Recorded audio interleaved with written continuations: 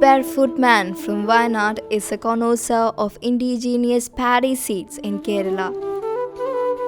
Padma Shri Cheruvayal Raman, also known as with the chin, is 73 years old. He grows around 60 indigenous varieties of seeds in a portion of his 6-acre land as a way to preserve them. ഞാൻ വയനാട്ടിലെ മാനന്തവാടി കമ്മന ചെറുവയൽ രാമൻ എന്നാണ് എൻ്റെ പേര്. ഞങ്ങൾ വയനാട്ടിലെ കുറിച്യ വിഭാഗത്തിൽപ്പെട്ട ആളുകളാണ്. പരമ്പരാഗതമായി ഞങ്ങൾ കൃഷിക്കാരാണ്. പണ്ട് കാലത്ത് മുതലേ കൃഷിയിൽ നിന്നാണ് ഞങ്ങളുടെ ഉപജീവനം.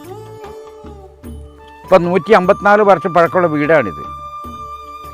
അപ്പോൾ 154 വർഷം പഴക്കമുള്ള വീട് പറയുമ്പോൾ തന്നെ മനസ്സിലാവും ഇത് പുരാതന മുതൽ ഞങ്ങളൊരു കർഷക കുടുംബമാണ് എന്ന് വയനാട്ടിലെ കുറിച്യ കുടുംബം മുഴുവനും. Raman took the farming at a very young age. It was his maternal uncle who inspired him to cultivate native paddy varieties.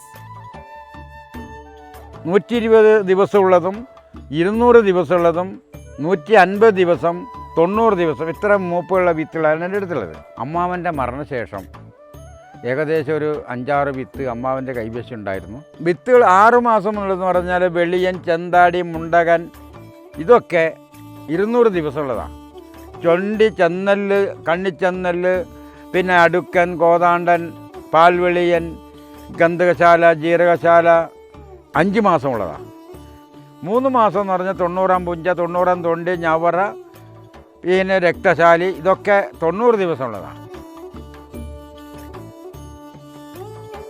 His efforts in conservation have won him many state and national awards, including the Padma Shri in 2023.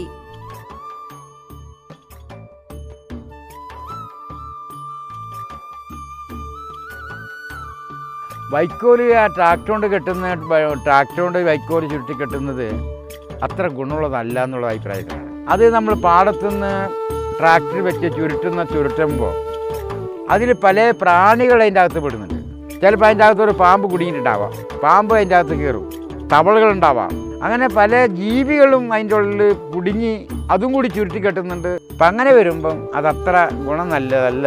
അതേ സമയത്ത് ഇത് എൻ്റെ അടുത്ത് അതാ കെട്ടിയിരിക്കുന്ന കുറച്ച് വൈക്കോല് അതിനെ കൊണ്ട് ഒരു കുഴപ്പമില്ല, നല്ല വൈക്കോലാണ്. അത് നമുക്ക് മുട്ടി കുടഞ്ഞൊക്കെ കൊടുക്കുമ്പോൾ കാലികൾക്ക് തിന്നാനൊക്കെ നല്ല സൗകര്യമായിരിക്കും. ഇപ്പം നമുക്കറിയാം ഇന്നിപ്പം ഫോറസ്റ്റിൽ പക്ഷികൾ പോലും ഫോറസ്റ്റിലില്ലയെന്ന് പറയേണ്ടി വരും. പക്ഷേ എൻ്റെ തോട്ടത്തിൽ പക്ഷികൾ എന്ന് പറയുമ്പോൾ നേരം വെളുത്തുകൊണ്ട് വൈകുന്നേരം 6 മണി 7 മണി വരെ പക്ഷികളുടെ ബഹളമാണ്, പക്ഷി താവളമാണ് ഇവിടെ. മരങ്ങൾ വെട്ടാതിരിക്കുക, വൈക്കോൽ മേഞ്ഞ വീട് മാറ്റാതിരിക്കുക, 100% പ്രകൃതിയുമായി ഇണങ്ങി ജീവിക്കുക, ആ ജീവിതം പിന്നെ കുട്ടികൾക്ക് പകർന്നു കൊടുക്കുക. എന്താണ് പ്രകൃതി, എന്താണ് കാട്, എന്താണ് പുഴ, അങ്ങനെയുള്ള നാട്ടറിവുകളും കൃഷി അറിവുകളും പകർന്നു കൊടുത്തുകൊണ്ടാണ് ഇന്ന് ഞാനിവിടെ നിലനിൽക്കുന്നത്.